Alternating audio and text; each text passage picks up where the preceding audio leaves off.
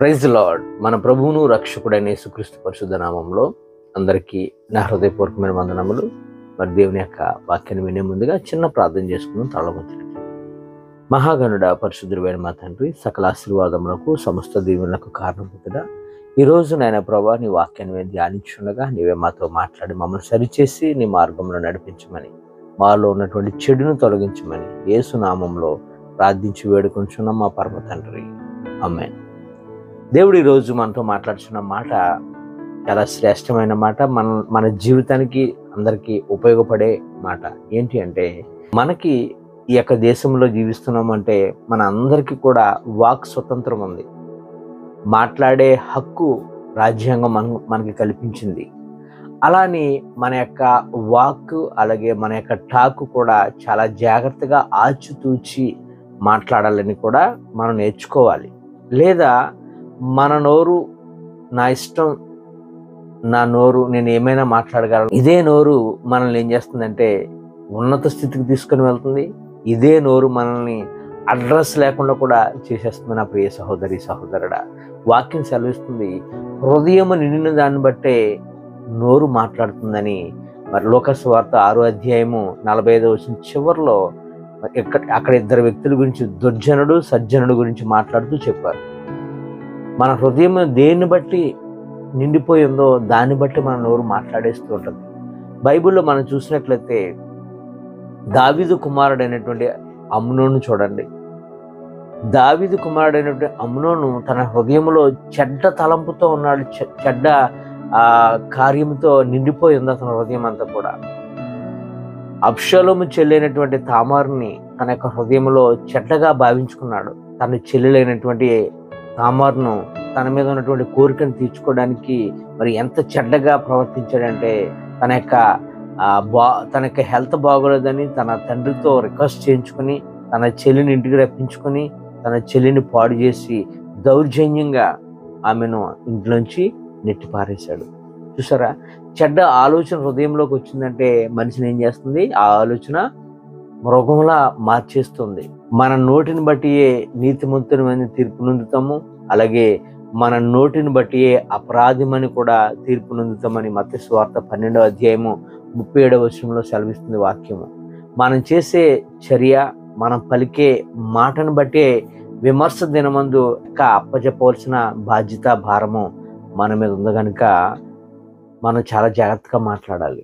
Bible గ్రంథంలో హిస్టరీని మనం చూసినట్లయితే వారు మాట్లాడే మాటల ద్వారా అనేకమైన సమస్యలు తెచ్చుకున్న వారు లిస్ట్ మనం చూడొచ్చు. అందులో కొందరిని మనం ధ్యానిస్తే రాజైన హేరోదుని చూడండి.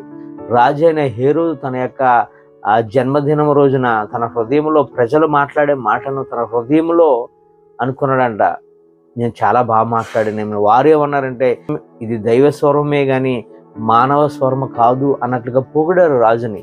ఆ పొగడ్తన హృదయంలో గర్వించాడు, పురుగులు పట్టి చనిపోయాడు. అలాగే రాజు అయినటువంటి నెబుకద్నెజరుని చూడండి.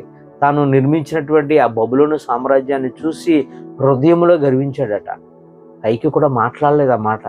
హృదయంలో గర్వించటం వల్ల 7 సంవత్సరములు దేవుడు అతన్ని లిటరల్గా గద్దె దించి గడ్డి మేసేలాగా చేసి అడవిలో మృగముల మధ్య జీవించినట్లుగా మనం చూస్తాం. అంతేకాదు, సొలొమోను కుమారుడైనటువంటి రెహబామును తీసుకోండి.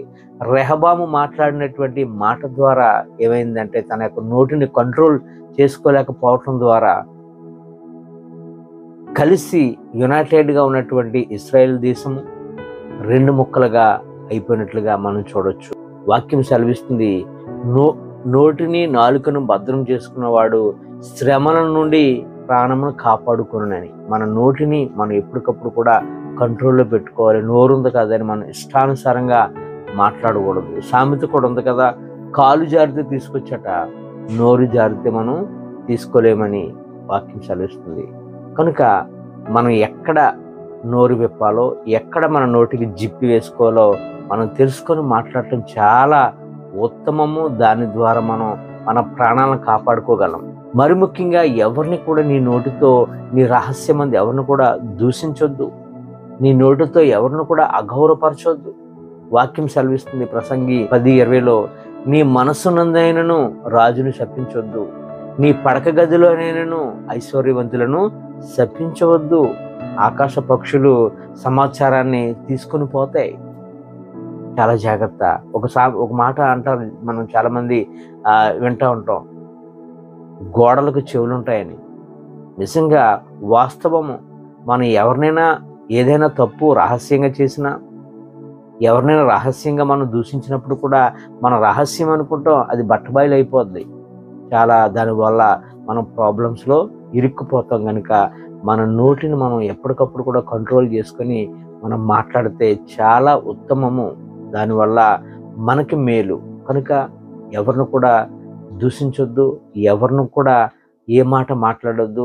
ఒకవేళ ఎవరినైనా నువ్వేమన్నా అనాలంటే వారిని డైరెక్ట్గా ఫేస్ టు ఫేస్ మాట్లాడు. కానీ అది కూడా నీ నోట నుంచి ఎప్పుడు కూడా కృపాసహితమైన మాటలు, జీవము గల మాటలు, ఆదరణ మాటలే రావాలి తప్ప మన నోటి నుంచి ఎప్పుడు కూడా దుర్భాష కానీ, ఇతరులను కించపరిచే మాట కానీ ఎప్పుడు రాకుండా మన నోటిని కంట్రోల్ చేసుకుందాం. ఈ మాటలు దేవుడు మనందరి జీవితంలో నెరవేర్చి ఫలింపచేయును గాక.